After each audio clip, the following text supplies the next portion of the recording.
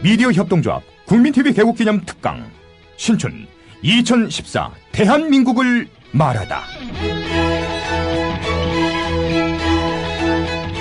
미디어 협동조합 국민카페 온에어가 국민TV 개국을 맞아 주간 특강을 마련합니다. 대한민국의 언론, 법조, 경제, 안보, 사회 각 분야의 전문가들이 나서 2014년 대한민국의 현실과 미래를 짚어냅니다. 3월 24일 월요일 서화숙 한국일보 선임기자, 3월 25일 화요일 이정열 전 창원지법 부장판사, 3월 26일 수요일 선대인 경제연구소장, 3월 27일 목요일 김종대 디펜스 21 플러스 편집장, 3월 28일 금요일 홍세화, 말가활 발행인이 시대의 화두를 제시합니다.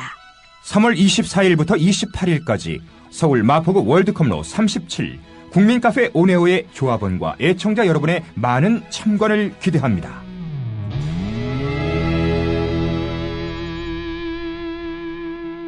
(3월 27일) 목요일까지는 저녁 7시 반, (3월 28일) 금요일 홍세화 발행인 강연만 오후 5시에 시작됩니다.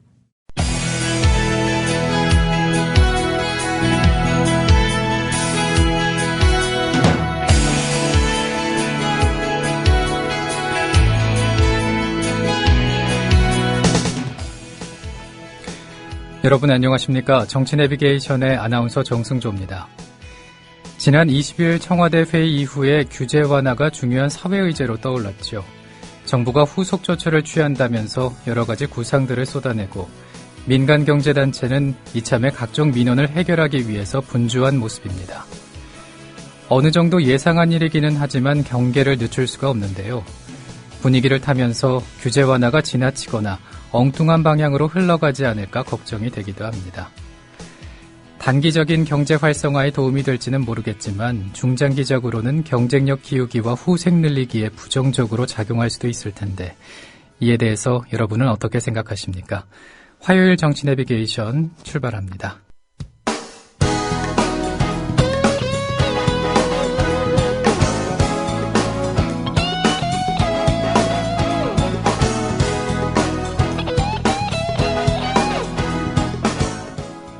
현장성과 깊이가 다른 정치 해설. 지금 여러분께서는 국민TV 라디오 정치 내비게이션을 듣고 계십니다. 진행의 정승조 아나운서입니다. 정가레이더 시간입니다. 최동욱 전 검찰총장 혼외자 의혹이 불거진 게 지난해 9월이고 검찰이 수사에 착수한 지도 시간이 꽤 흘렀습니다. 아직 이렇다 할 진전을 보지 못하고 있는 상황인데요. 애초 이 사건에 발단이 된 기사를 내놨던 조선일보, 오늘 이 사건과 삼성의 연관성 의혹을 제기하고 나섰습니다. 자세한 소식을 한겨레 21의 김회연 기자와 함께 알아보겠습니다.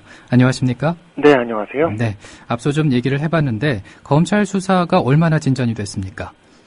일단 이 청와대의 여러 비서관실이 동시다발적으로 이 최동욱 전 총장 혼외 아들 의혹에 대해서 이 정보 수집에 나섰던 사실을 검찰이 파악한 상황입니다. 네. 그 시점도 조선일보가 이 관련 보도를 한 게 9월이었으니까 6월에 했다고 하니까 석 달 전인 거죠.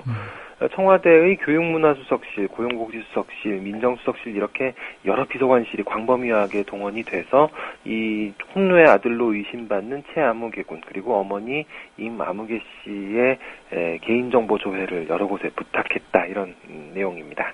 그런데 이렇게 여러 비서관실이 나서야 했던 걸까 그런 의문점도 드는데요.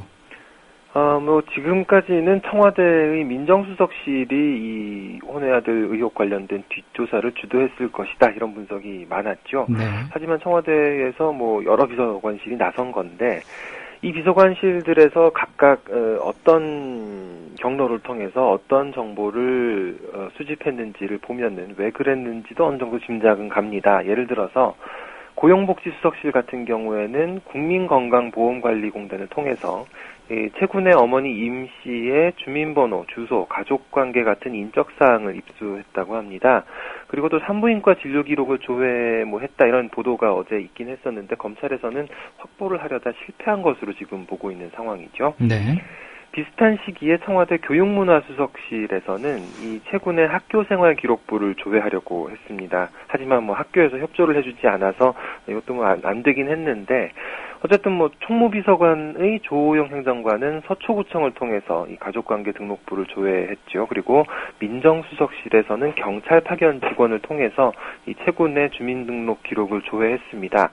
이렇게 보면은 고용복지수석실에서는 국민건강보험관리공단, 그리고 교육문화수석실에서는 학교생활기록부 쪽으로 접근을 하려고 했었죠. 총무비서관은 서초구청을 뭐 통해서 하려고 했고, 민정수석실은 경찰을 통해서 한 것. 결국 다시 말해서 청와대 각 비서관실이 관련돼 있는 기관들을 동원해서 개인정보 수집에 나섰던 것으로 볼 수 있을 것 같습니다. 네, 이렇게 청와대 여러 비서관실에서 필요한 정보들을 수집한 것으로 보이는데, 보도에 따르면요. 그러면 그 청와대 쪽에 대한 조사가 불가피한 게 아닌가 그런 생각도 듭니다. 그렇죠. 뭐 자연스럽게 그렇게 해야 될 것 같은데, 수사팀에서는 어제까지 개인정보 조회를 부탁했다고 지금 지목이 되고 있는 청와대의 연루된 인물들을 단 한 명도 조사하지 못했습니다. 심지어 현직 직원이 아닌 경우, 다시 말해서 지난해 6월 25일에 청와대 민정수석실에 파견돼 있으면서 그 최군 그리고 이 임 씨의 주민번호를 조회했던 것으로 드러났던 김아묵의 경찰 경정도 아직 조사하지 못했죠. 검찰 내부에서 나오는 얘기인데요. 청와대의 거의 모든 비서관실이 나서서 최동욱 전 총장의 뒷조사를 했고, 청와대 차원에서 이 최 전 총장을 찍어낸 정황이 뚜렷해지면서 이 수사 진행을 막고 있다. 그 청와대 관련자들을 불러서 조사를 해야 되는데 그러지 못해서 수사팀도 불만이 많은 걸로 안다. 뭐 이런 얘기도 있고요.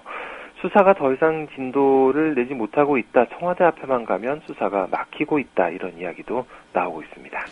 그런데 그런 의문점도 듭니다. 이 청와대 여러 조직이 이렇게 일사불란하게 움직이게 됐다면 누군가가 이걸 조종했다고 봐야 하지 않을까 하고 말이죠. 그렇다고 보여지겠죠. 네네. 아무래도 이 청와대 비서관실이 뭐 만만한 곳도 아니고요. 굉장히 우리나라에서 굉장히 큰 권력을 행사하는 기관인데, 그 비서관실들이 여러 개가 이제 동시다발적으로 움직였으니까 이 권력 핵심에 어떤 컨트롤 타워가 있지 않았겠느냐 하는 가능성을 짚어볼 수 있을 것 같습니다. 하지만 지금으로선 그게 누군지 알 수가 없는 상황인데, 여러 비서관실을 움직일 수 있는 힘을 가진 어떤 박 대통령의 최측근 뭐 청와대 실세랄지 뭐 그런 인사들 쪽으로 의혹이 제기가 되고 있습니다. 검찰에서 나오는 또 다른 얘기인데요. 정권의 핵심 실세들이 총동원돼서 최동욱 전 총장에 대해서 털 수 있는 건 모두 털었다고 봐야 한다. 정권에 지분이 있다고 생각하는 측근 그룹이 모두 다 달라붙었을 것으로 보인다. 이렇게 이야기를 하고 있습니다. 검찰 관계자가 한 얘기를 보니까 왜 그랬을까 그런 생각도 드는데요. 어떻습니까? 이 시기를 보면 좀 단서가 있지 않을까 싶습니다. 아까 지난해 6월이라고 말씀을 드렸죠. 작년 6월이 어떤 상황이었냐면, 국정원 대선 여론조작 및 정치개입 사건 수사 결과 발표를 전후했던 시점입니다. 당시 청와대 또 여권 입장에서는 검찰이 이 원세훈 전 국정원장한테 공직선거법 위반 혐의를 적용하려는 걸 막으려던 그런 상황이었죠. 네. 이 사건에 선거법을 적용하게 되면은 박근혜 대통령이 이 부정선거의 수혜자다 이런 논란을 피해가기가 어려워지는 그런 상황이었습니다. 황교안 법무부 장관은 공직선거법 위반 혐의 적용에 난색을 표했는데 최동욱 전 총장이 끝내 밀어붙였었죠. 청와대 쪽에서 이 난색을 표시하는데도 검찰은 이 최동욱 전 총장의 재가를 받아서 결국 공직선거법 위반 혐의를 적용해서 기소를 했습니다. 결국 이 시기에 최동욱 전 총장에게는 청와대의 결정적인 이해관계가 걸려 있었다고 볼 수 있을 텐데요. 그런 맥락에서 비서관실 여러 비서관실이 동시다발적으로 뒷조사에 나선 상황이라서 어느 정도 연결고리가 형성되는 것 아니냐 이렇게 볼 수도 있는 상황입니다. 정권의 핵심적인 이해관계가 걸려있는 상황에서 이루어졌다는 건데 청와대에서는 그러면 어떻게 얘기하고 있습니까? 청와대 입장은 일상적으로 이루어지고 있는 이 공직자 감찰 차원에서 했던 일이다라는 게 지금 공식적인 입장입니다. 어제도 청와대에서 자료가 나왔는데요. 지난해 6월 하순에 당시 이 최동욱 전 총장의 부인을 자칭하는 여성, 임씨겠죠. 여성과 관련된 비리 첩보를 입수해서 그 진위를 확인하려고 경찰과 관련 비서관실 통해서 이 관련자 인적사항 등을 확인한 사실이 있다고 밝혔습니다. 당시 임씨가 사건 수사와 관련해서 이 아들 최아무개의 계좌를 통해서 뭐 뒷돈을 받았다 이런 첩보가 있었고 이걸 확인하기 위해서 모자의 인적사항 같은 걸 조회했다는 거죠. 그 청와대 공식 입장을 본다면 조사를 하기는 했다는 거네요?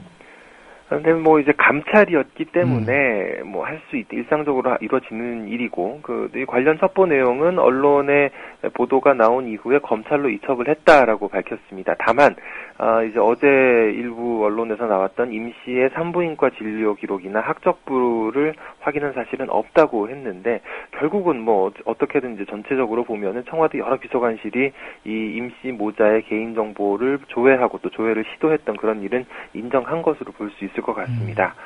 다만 좀 문제가 있는 부분이 청와대가 지금 이야기하듯이 감찰의 과정이었다면 민정수석실 공직기강팀 차원에서 어떤 적법한 절차를 밟아서 얼마든지 개인정보를 확인할 수 있습니다.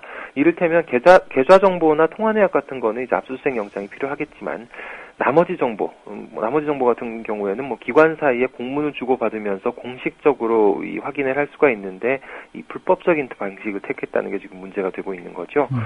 게다가 공직자 감찰은 민정수석실이 담당을 하는데 이번에 동원된 뭐 나머지 비서관실들은 공직자 감찰 업무와 무관하다는 것도 좀 수상한 그런 부분입니다. 그런데 청와대에서는 조선일보 보도 전에는 최동욱 전 총장에 대해 알아본 게 없다 이렇게 얘기하지 않았습니까? 그렇죠. 이제 그 부분도 지금 문제가 될 수 있죠. 작년 9월에 이제 언론 보도가 나온 다음에 청와대 홍보수석 이정현 수석이 이 보도 전에는 어떤 확인 작업도 하지 않았다라고 이야기를 했었는데 이것보다 이제 석 달 앞선 6월에 이미 청와대 여러 조직이 동원돼서 불법적인 개인정보 수집을 했기 때문에 이건 뭐 거짓말이었던 것으로 볼 수 있겠죠. 그때는 이 국정원의 대선 여론조작 및 정치개입 의혹 사건에 대해서 이 공직선거법 위반 혐의를 적용해서 미운털이 박혀 있었던 최동욱 총장에 대해서 이 청와대 같은 어떤 정권 차원의 찍어내기 의혹이 제기되던 상황이었는데 이걸 뭐 진화하려고 그때 뭐 이 보도 전에는 어떤 확인 작업도 하지 않았다고 이야기를 했지만 지금 이제 여러 상황이 드러난 걸 여러 상황이 지금 드러났지 않습니까? 이걸 놓고 다시 생각을 해보면 뭐 뒷조사를 다 해놓고도 청와대 여러 비서관실이 뒷조사를 다 해놓고도 의혹이 불거지고 나서야 비로소 안 것처럼 이야기를 한 건데 뭐 좀 윤리적인 문제가 있지 않을까 하는 생각도 듭니다. 네, 이 청와대 앞에서 검찰 수사가 좌절하고 있는 형국인데 그 민간인 사찰 사건과 비슷한 상황과 같아 보입니다. 민간인 사찰 사건 때도 결국 이제 핵심에 접근을 못해서 좀 검찰이 한계를 맞았었죠. 네. 이명박 정부 때 이 국무총리실 공직윤리지원관실의 불법 사찰 의혹이 불거졌을 때 검찰에서는 이 청와대 관련자들을 제대로 수사하지 않아서 부실수사라고 이 호된 비판을 받은 적이 있었습니다. 결국 사건을 재수사했지만 뭐 당시 정권의 눈치를 봤다고 해서 검찰의 신뢰가 땅에 떨어진 적이 있었는데 사건 한번 되짚어보죠. 2010년 6월이었습니다. 공직윤리지원관실이 김종익 씨, 전 KB 한마음 대표를 노무현 정부 인사로 지목을 해서 불법 사찰을 했다 이런 의혹이 제기가 됐습니다. 검찰은 다음 달인 7월에 민간인 불법 사찰 특별수사팀을 만들어서 수사에 착수를 했습니다. 하지만 청와대 인사들을 수사해야 될 때마다 좀 미적되는 그런 모습을 보였었죠. 국무총리실과 청와대 연결고리였던 이 최종석 당시 이 청와대 행정관 고용노사 비서관실 소속이었는데 이 최종석 행정관 같은 경우에 그냥 뭐 서울 시내 한 호텔에 불러서 조사하는 뭐 그런 정도로 끝나기도 했었습니다. 당시 수사는 이인규 전 공직윤리지원관과 더불어서 진경락 기획총괄과장 이렇게 2급, 4급 직원들을 기소하는 선에서 마무리가 된 적이 있었습니다. 네. 그러다가 공직윤리지원관실에서 양심 고백이 있지 않았습니까? 그렇죠. 뭐 검찰 수사 때만 해도 부실 수사 논란이 있었는데 이제 2년이 지난 다음에 장진수 전 공직윤리지원관실 주무관이 수사 당시에 최종석 전 청와대 행정관이 증거인멸을 지시했다 뭐 이렇게 폭로를 하면서 검찰이 다시 특별수사팀을 구성해서 재수사를 했었죠. 네. 이후에 뭐 이 최종석 행정관 그리고 직속 상급자였던 이용호 전 고용노사 비서관까지는 구속 기소를 했습니다. 하지만 뭐 몸통은 끝내 밝혀내지 못했다 이런 한계를 지적받고 있는 상황이죠. 오늘 조선일보에 이번 사건에 삼성 계열사 돈이 얽혀 있다는 보도가 눈길을 끕니다. 예, 이 부분이 아마도 지금 청와대에서 지금 내놓은 해명, 다시 말해서 임 씨가 어떤 뒷돈을 받았다는 의혹이 있다, 뭐 이것과 관련된 것으로 보이는데요. 네. 최군과 최군 어머니한테 이 삼성 계열사 자금 2억 원이 유입됐다는 보도입니다. 최동욱 전 총장의 고등학교 동창이고 또 전직 삼성 계열사 임원이었던 이아무개 씨가 아들이라는 의혹을 받고 있는 최군의 계좌로 2억 원을 보냈는데 뭐 이게 지금 검찰 수사로 밝혀졌다는 거죠. 삼성은 이 씨가 회사 자금 17억 원을 횡령했다면서 검찰에 수사를 의뢰했고 이 과정에서 이 씨가 회사 돈을 그냥 빼돌려서 임 씨한테 전한 것일 뿐 회사와는 무관하다 이렇게 지금 밝히고 있는데요. 하지만 뭐 검찰에서는 이 씨가 최동욱 전 총장의 스폰서 역할을 했을 가능성도 있다고 보고 있다고 기사는 전하고 있습니다. 삼성 계열사 자금으로 확인이 된다면 뭐 삼성과 최동욱 전 총장의 관계도 조사하지 않을 수 없다는 게 조선일보 기사 내용이고요.